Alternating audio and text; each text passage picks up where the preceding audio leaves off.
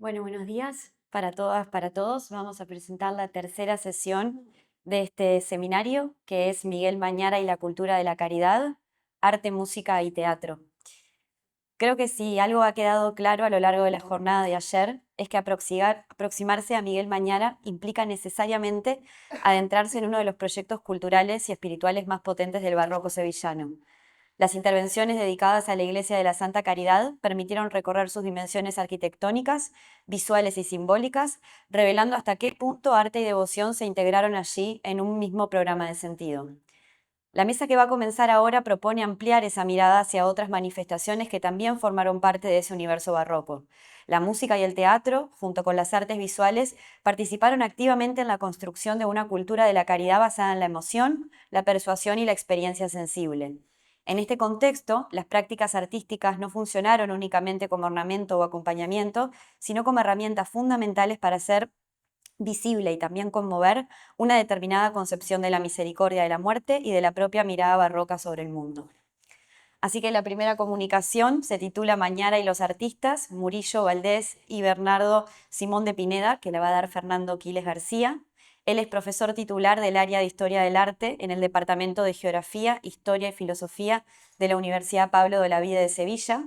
Sus investigaciones se centran en el barroco sevillano, abordado desde perspectivas vinculadas al medio artístico, las dinámicas de producción y las relaciones entre artistas y promotores.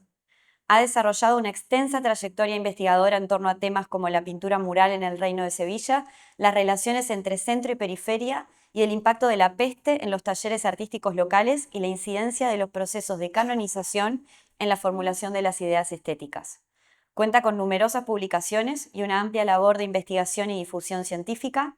Es fundador y director de Enredars Publicaciones, proyecto dedicado a la edición y circulación de investigaciones en el ámbito de la historia del arte y el patrimonio, y además dirige la Cátedra de Estudios del Barroco Iberoamericano en la sede Olavide en Carmona, un espacio de referencia para la investigación, la formación y la transferencia de conocimientos sobre el legado barroco a ambos lados del Atlántico. Así que, voy a empezar. Bueno, gracias.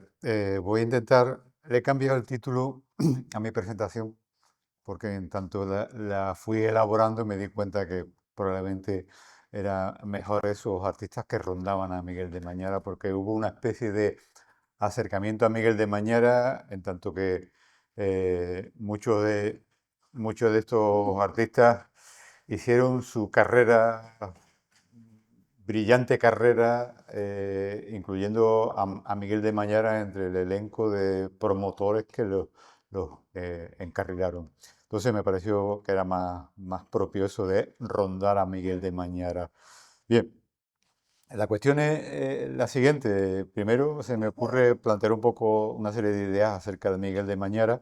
Ayer se habló mucho de él y bien, de manera que hoy pues, lo que voy a tratar es poner una serie de pinceladas que vienen al caso para lo que quiero luego contar.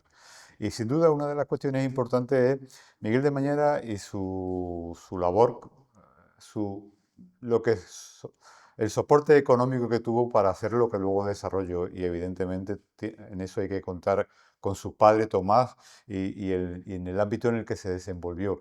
Recientemente, hace un par de semanas, me encontré un documento, encontré varios documentos, una vez muerto el padre de Miguel de Mañara, Tomás. Jerónimo Anfriano siguió con los negocios del marido e incluso una serie de actividades pendientes de Tomás las acabó desarrollando la mujer y aparecen los documentos notariales de préstamos cuantiosos de dinero a agentes del tráfico de Indias, de grandes cargadores que recibieron enormes cantidades de dinero para apoyar su actividad en el tráfico hacia las Américas. O sea, Jerónima seguía manteniendo el negocio del marido. Pero luego encontré a, sobre el 52, 51, 52, me parece, ya no me acuerdo bien la fecha, un documento en el que aparece ella y su hijo Miguel, igualmente firmando un documento en el que prestaban una gran cantidad de dinero a otro gran mercader de India o gran cargador de India. Y eso me puso bueno, en antecedente de que él se involucró muy decididamente en el negocio de su padre, incluso apoyando a su madre. Y evidentemente esto también conecta con algo que me pareció interesante, un concepto que él mismo acuñó de él, el despepitado natural. Él era un individuo cuando descubre, bueno, él no lo descubre, fue su familia o sus conocidos, como el Marqués de Parada, que era sobrino, decía de él, eh, recogiendo muchos de los conceptos que él mismo tenía de sí mismo. Antes de su conversión, fue el más soberbio, intrépido y colérico que se puede ser. Borrascosísimo, pues cada día no se oía otra cosa que pendencias y lances que había tenido. Todo el mundo le parecía poco y aún en muchos no cabía su despepitado natural, llevado de su gran valor. Esto es un concepto que tenía su sobrino, pues, evidentemente muy bien sostenido. Entonces, evidentemente, todo eso va a cambiar, como ya se ha hablado aquí, cuando se produce ese gran drama, la muerte de su esposa, Jerónima Carrillo, en el año 61. Fue cuando se produce todo ese encadenamiento. Ah, muy bien. Se produce todo ese encadenamiento que ahí estuvimos viendo, que le abocó a ser el gran patrono, mecenas de las artes y gran eh, respaldo emocional de la ciudad, ¿no? Y el testamento era muy claro al respecto, que decía: yo, don Miguel de Mañara, ceniza y polvo, pecador desdichado, pues los más de mis malogrados días ofendí a la majestad altísima, etcétera, etcétera, etcétera. Ya eso se ha hablado y no voy a repetir. Un sentimiento muy profundo que conecta perfectamente, bueno, con el discurso de la verdad. Y el discurso de la verdad me he parado en un fragmento que nos muestra la mirada que Miguel de Mañara tenía a su entorno antes de ese cambio. Lo que él veía de Sevilla cuando estaba plenamente inserto en esa ciudad mercantilista, económica, en fin, lo que ya digo, hablamos. Y dice él, bueno, también tiene este maldito pueblo sus ermitaños y penitentes, unos que profesan virtud por sus comodidades, otros que viven solitarios por no hacer bien a nadie. En fin, ese fragmento largo que es fascinante, que él nos retrata la imagen que tiene de la ciudad a la que va a intentar, bueno, pues de algún modo beneficiar. Las frases las he entresacado, los conceptos que él maneja en ese fragmento del libro. Ermitaños y permanentes y penitentes de este maldito pueblo. Una frase, vamos, tremenda. Que profesan virtud por comodidad. Son virtuosos por comodidad. Un detalle. O viven en solitario por no hacer bien a nadie. O sea, se refugian en la soledad por pasar del conjunto de la sociedad. No comen de miserables que son. O hacen penitencia para que los alaben o porque los alaben. Soy penitente para que valoren lo bueno que soy. Y la locura al extremo de derramar su sangre por parecer bien. O sea, el concepto que Miguel de Mañara tiene de todos esos beatos, devotos y gente de vida convencida religiosa, evidentemente muy, muy negra, y evidentemente eh, eso le lleva también incluso a mirar a los poderosos y sus iglesias. Y dice: mira a los poderosos con la profanidad que viven a su loca señora. ¿Qué coches, qué literas, qué estufas no ha inventado su comodidad? ¿Qué comidas, bebidas y olores su gula? Los tabiques de sus casas son cristales, sus templos un aposento de sus casas, donde desde sus camas profanan, no adoran, el estupendo y santo sacrificio de la misa. Está hablando de casos de grandes familias que tienen por su tribuna reservada para ver, o la casa de los Riveras, que tienen su pasaje directo a San Esteban y pueden asistir a la misa acostados, como dice él. O sea, es una imagen que tiene de todo eso. Y al final, pues nada, el, el discurso de la verdad y la gran verdad, la cruz. Esto va a ser un resorte que va a él a plantar. Y su retrato póstumo, hecho por su gran hombre de confianza, Valdés Leal. Pues aquí el fragmento que dice a don Miguel de Mañara y Vicentero de Leca, caballero de la Orden de Calatrava, en fin, en fin, lo pone en valor. Y desde luego ese discurso de la verdad mm, que introduce en ese retrato que le hizo Valdés, lo dice todo. O sea, él tiene el discurso de la verdad frente a todos esos vanidosos sevillanos religiosos. Él es convencido directamente que ha de promover entre sus ciudadanos esa verdad, eso que ha de convencer a los sevillanos. Y lo pone en su retrato junto a una calavera y su blasón de caballero. Todo un discurso interesante que lo contrapongo, por ejemplo, con el cardenal Spínola de Murillo. Dos retratos, uno, cierto modo, algo vanidoso, con su mano apoyada en el marco del retrato, como envaneciéndose de quién era, frente a Miguel retirado hacia atrás. Esa es una imagen que dice mucho de él.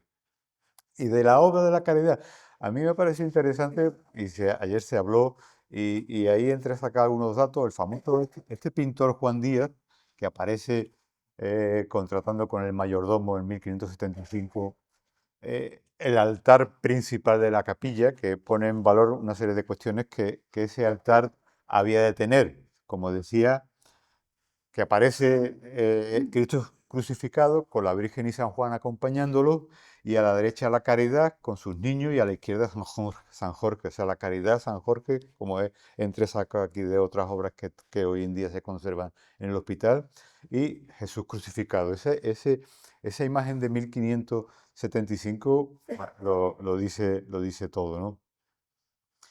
Y evidentemente, y antes que seguir, poner la mirada en el templo. Evidentemente, una cosa que tiene el Templo de la Caridad, que a mí me parece muy significativo y que pone mucho en valor qué quiere Miguel de Mañara, o qué quiere con el asesoramiento de esos grandes maestros Miguel de Mañara de su hospital, de su iglesia. Pues fijaros, el templo yo lo comparo como una especie de cuerpo, ¿eh? Y el repertorio decorativo como el tejido que hace que ese cuerpo funcione. O sea, toda la estructura arquitectónica es el soporte de todo un entramado que es una especie de tejido, que es el que hace, interactuando con el público, esa labor de cuerpo vivo. Y en cierto modo le he buscado ciertos antecedentes, incluso medievales, porque fijaros, la iglesia de Santa Clara de Carmona, que se mantiene muy bien, es una iglesia mudéjar que se mantiene íntegra en cierto modo, incluso muchos de los elementos decorativos mudéjar siguen allí, pero que un pintor de la escuela de Zurbarán, todavía no está claro quién fue el que los pintó, pinta dos series de vidas de ángeles, o sea, de ángeles y de santas vírgenes en las dos paredes laterales. Entonces, el cuerpo de iglesia se mantiene muy vivo, muy presente, ¿eh? Y sobre eso ese tejido que se construye. Y el templo este ocurre igual, en el Hospital de la Caridad, bueno, como yo digo, reproduce esos modelos antiguos, ¿eh? Pero aparte contrasta con todo ese movimiento barroco que va a hacer de muchas iglesias como auténticos laberintos, o como auténticas cuevas que a veces dificultan incluso la asistencia a los actos litúrgicos, por aquello de que es un espacio absolutamente sobrecogedor frente a ese Hospital de la Caridad luminoso, perfectamente abierto, y en el que el Mañara ha querido hacer una cosa que es fundamental, ya digo, sea porque él lo quiere o porque se lo han recomendado, y es hacer una construcción que permita una lectura clara de todo lo que es esa construcción iconográfica, frente a esos templos que ya digo, como por ejemplo San José, o otros templos, que todo es un revestimiento decorativo polícromo, pum, pum, pum, que lo que a veces dificulta un poco la comprensión de lo que se quiere contar. Y en el caso del Hospital de la Caridad era muy claro que se quería contar algo que se quería dejar muy a la vista. Y eso es una de las cuestiones que me parecen fundamentales. Y en ese contar me ha parecido como fundamental, como un eje clave que era de los pies a la cabecera. ¿Eh? Y en ambos casos la cruz está presente otra vez como algo fundamental. ¿Eh? La cruz, la cruz que deja a Cristo cuando lo van a enterrar, pues evidentemente el enterramiento es importante, y la cruz que el emperador tiene que recibir o que le hace cambiar un poco ese espíritu de soberbia del emperador y los profetas le convencen de que actúe con humildad frente a la cruz. Y esto es una cuestión interesante, o sea, la cruz por un lado, por otro, es algo que, bueno, que se significa mucho. Y aquí saco un fragmento de lo que Miguel de Mañara dejó por escrito una completa guía de los trabajos pictóricos que debían ser realizados en la iglesia de San Jorge y que se les encargó a Valdés Leal en el 85. El principal de todos los trabajos fue la obra de la exaltación de la cruz. En fin, todo eso deja claro la relevancia de la cruz de un lado y de otro lado. ¿Eh? ¿Eh? Y otro pequeño detalle que me ha parecido muy interesante y que conecto con un texto de Miguel de Mañara. Miguel de Mañara le encargó a Pedro Roldán el Cristo de la Pasión, este que tienen aquí, que ha salido mucho a relucir porque es una obra maravillosa. ¿Eh? Y en Actas dice, antes de entrar Cristo en la Pasión hizo oración. Y a mí me vino el pensamiento de que sería esto la forma como estaba y así lo mandé a hacer, porque así lo discurrí. ¿Eh? O sea, esa imagen no está ahí por casualidad, no es una cosa secundaria y irrelevante, es un argumento, una puerta de acceso al templo donde va a orar y a rezar ante la cruz.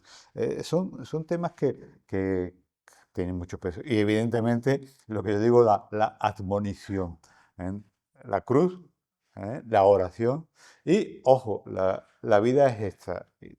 Tengamos en cuenta a futuro lo que nos queda. La vida es corta, se va y, y evidentemente luego llega todo el repertorio de historias que pinta Murillo sobre las obras de caridad, se conjuga perfectamente con esos dos argumentos principales que él ha planteado o que se ha planteado en la Iglesia.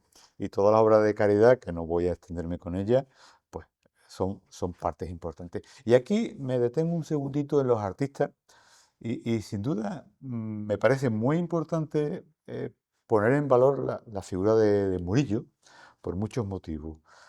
Ya saben que fue hermano de la Caridad desde el año 65, o sea, muy prontito. ¿Eh? Pero me parece ya muy interesante el hecho de que Murillo se conecta con la caridad, se hace hermano de la caridad, se vincula a Miguel de Mañara, pero no por eso dejó de tener sus vínculos con la catedral y con Justino de Neve, que es un personaje que realmente habría que analizar más en profundidad en su relación con la caridad, porque Justino de Neve un individuo fascinante en todos los sentidos. Y aquí tienes el retrato de Justino de Neve, que es del año 65. ¿Eh? Un retrato que Justino Nieves, bueno, pues se le regaló a Murillo, se le pidió a Murillo, y fue un regalo como por la obra de Santa María la Blanca que le encargó al propio Murillo. O sea, el hecho de que entre el año 62 y 65 esté trabajando en Santa María la Blanca también forma parte de todo ese entramado en el que Murillo está envuelto, se envuelve, y que hace que luego pues la obra de la caridad, Santa María la Blanca, la obra de caridad, eh, esté vinculado detrás de todo esto, ¿no? Bueno, a Murillo también quería yo poner un poco en valor una serie de cuestiones que yo digo de antiguo le viene, ¿no? Agustín de Espínola fue un arzobispo que murió en el año 49, el tío de Ambrosio, ¿eh? Y que era de origen genovés, mantiene el, el vínculo con la familia, y además guardaba parte de la colección de los Spínola, grandes obras de Van Dyck y de Rubens, que guardaba retratos familiares, que se trajo a Sevilla y los introdujo en el Palacio Arzobispal, donde Murillo, que fue invitado a retratar al propio arzobispo, eh, tuvo la posibilidad de conocer esa obra rubeniana y de vandyckiana que va a producir un impacto enorme en el propio artista. ¿Eh? Bueno, y ahí tenemos a él, pero también tenemos al otro lado a su sobrino Ambrosio. ¿Eh? Eh, bueno, Ambrosio ya sabemos que fue otro personaje importantísimo en la vida de Murillo, no me extiendo mucho, pero sí me interesa mucho más Agustín por aquello que está en el origen de esa evolución artística de Murillo, en el que la pintura flamenca le va a condicionar muchísimo en su evolución en el ámbito del retrato. Y ahí tenemos bueno, el retrato de Van Dyck de la familia, ¿eh? Que probablemente Murillo tuvo la oportunidad de conocer, ¿eh? Pero tampoco hay que olvidar, digo, a Ambrosio. Y Ambrosio, aunque fue retratado por Agustín, por Murillo, mostró gran afecto a Valdés Leal. Él consideraba a Valdés Leal como un pintor que se acomodaba más a lo que él quería que se hiciera en torno a su catedral y a sus espacios privados. Bueno, y evidentemente para Ambrosio, la vida de San Ambrosio, que era un tema muy importante, los cuadros que encargó, se los encargó a Valdés Leal. Y Valdés Leal, bueno, ahí tienen pues, imágenes que habla de por qué Valdés Leal y no otro, ¿no? Y en esa coyuntura también se me parece muy interesante traer a colación a otro personaje realmente fascinante vinculado con Miguel de Mañara, que fue hermano de la Caridad, que es Diego Ortiz de Zúñiga, el gran historiador, el autor de los Anales de Sevilla, que probablemente bueno, está considerada como una de las grandes crónicas de la historia de Sevilla, que acabó en el año 70 y tantos. eh, bueno, y Ortiz de Zúñiga estuvo vinculado con Miguel de Mañara. Y Ortiz de Zúñiga, además, es un personaje interesante por su obra, ¿eh? Pero por sí mismo, por su familia, porque él estuvo vinculado a los Herrera y a los Melgarejos, familias importantísimas que estuvieron ocupando la casa de Juan de Arguijo, la que está delante de la Anunciación, de la iglesia de la Anunciación, ¿eh? El gran palacete que todavía se conserva, donde, ¿eh?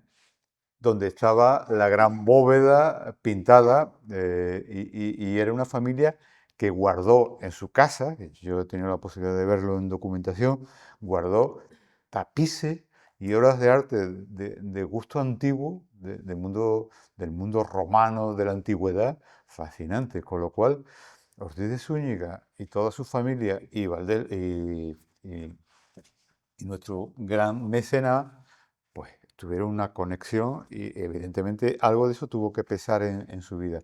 Y evidentemente, ya voy acabando, no me voy a enrollar más, en esa coyuntura algo hay que considerar también de cara a nuestra construcción ideológica del Hospital de la Caridad. Y sin duda, bueno, Valdés Leal, evidentemente, y Valdés Leal que fue un personaje, un pintor que fue hombre de confianza de la Catedral de Sevilla cuando se pone en marcha todo un proceso de celebración de Fernando III como santo, porque esa es otra cuestión también muy importante que se ha de valorar, y es que la Catedral de Sevilla jugó un papel muy significativo en estos tiempos, porque, entre otras cosas, da la impresión, por lo que se puede ver a nivel artístico y a nivel documental, que la catedral aspiraba a convertirse en el templo del orbe católico prácticamente. Sus vínculos con América también se notan, con Roma tiene un nexo muy directo, incluso el proceso de canonización de San Fernando constituye una especie de atadura Roma-Sevilla, y eso es muy importante, y eso hay que también ponerlo en consideración de cara a lo que es Valdés Leal, todo ese desarrollo artístico. Ahí lo tienen en una imagen. Valdés Leal se dice que puede ser el que está, este que está aquí, este señorito con bigote y larga melena, que tiene unos planos en la mano mostrándoselo al arzobispo o al mayordomo de fábrica de cara a la obra que está haciendo sobre el monumento de San Fernando. O sea, ahí tenemos ahí también un tema enormemente interesante. La fiesta de San Fernando, y no entro tampoco a meterme con el tema de la Inmaculada, que también es otro nexo devocional que está ahí vibrando. De algún modo, Miguel de Mallera tuvo que haber estado, pese a a esa lectura negativa de la sociedad sevillana, pero a nivel de sociedad, de alta sociedad, no desperdició los vínculos con esa grande familia. Y evidentemente Valdés Leal, Roldán, Murillo, todo eso forman parte de ese entramado. Y hay algo que yo me gustaría mencionar, porque en el hecho de que confluyeran Valdés, Roldán, Murillo y Bernardo Simán, Bernardo eso, el retablista, eh, pesa una serie de circunstancias que tampoco se han tenido muy en consideración, que me parecen importantes, como el tema, yo digo, de raíces, familia, formación y trabajo. Esas cuatro cuestiones van a estar en la base de ese conocimiento de todos esos artistas entre sí. Las raíces, bueno, pues ahora lo vamos a ver un momento, vínculo territorial, la familia y vínculos familiares entre ellos, la formación. Pedro Roldán y Murillo y Valdés estuvieron ahí conectados por la academia que fundó Murillo, en fin, y el trabajo, que ya coincidieron otros, ¿no? Y una cuestión muy de pasada que se me ocurrió al menos comentar aquí es el tema de el territorio como marca también un poco el desarrollo de las artes. Porque, por ejemplo, por Antequera pasaron muchos de o gran parte de los artistas que estuvieron aquí. ¿Eh? Bernardo Simón de Pineda venía de Antequera.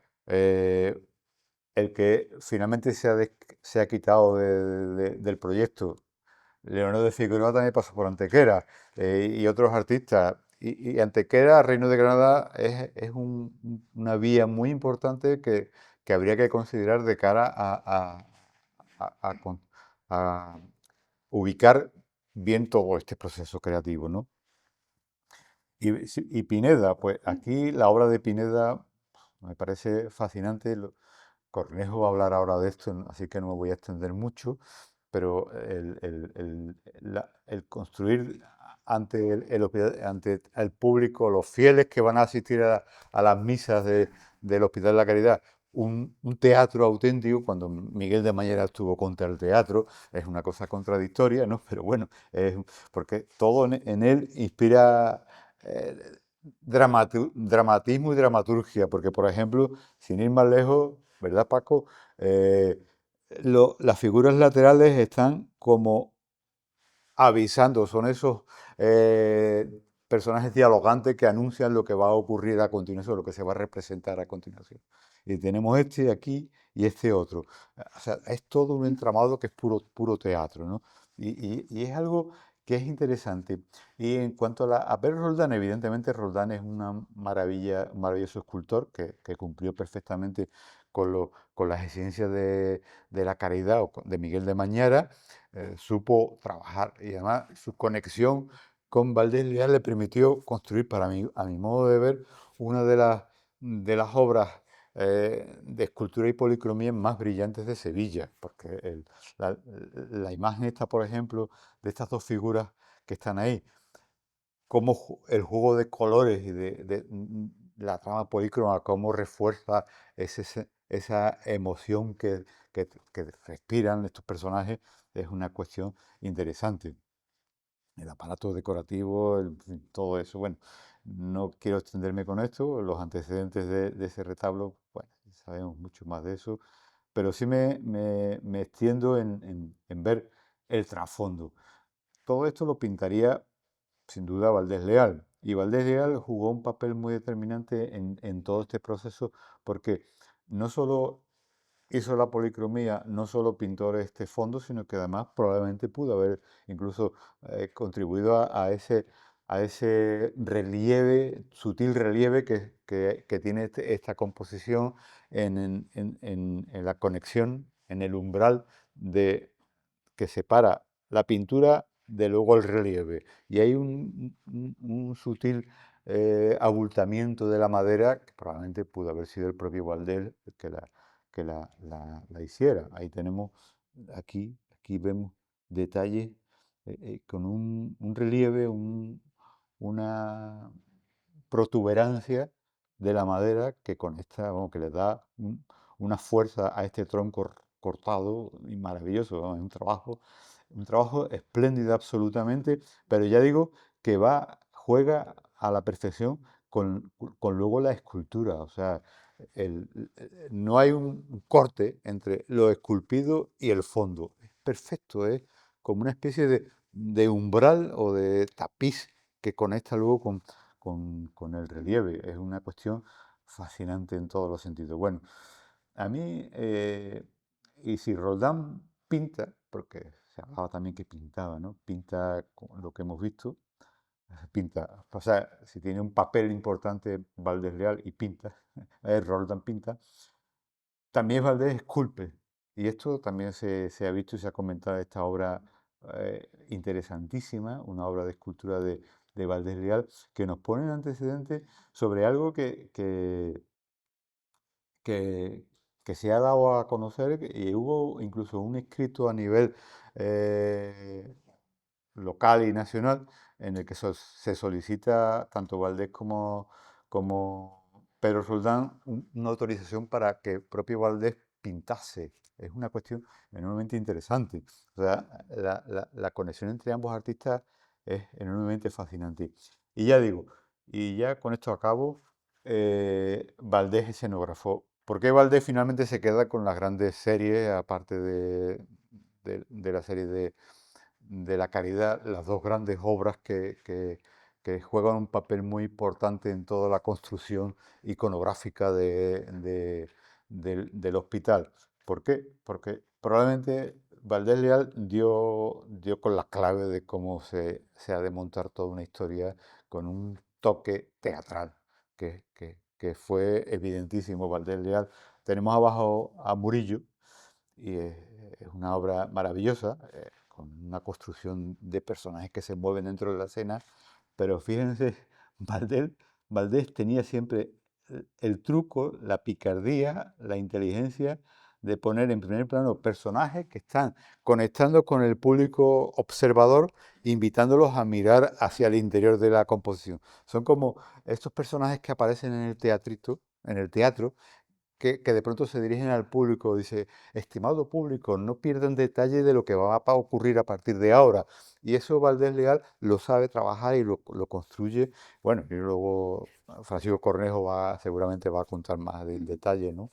Y entonces, esto es finalmente lo que ya quería un poco sintetizar de lo que estamos viendo. Muchas gracias.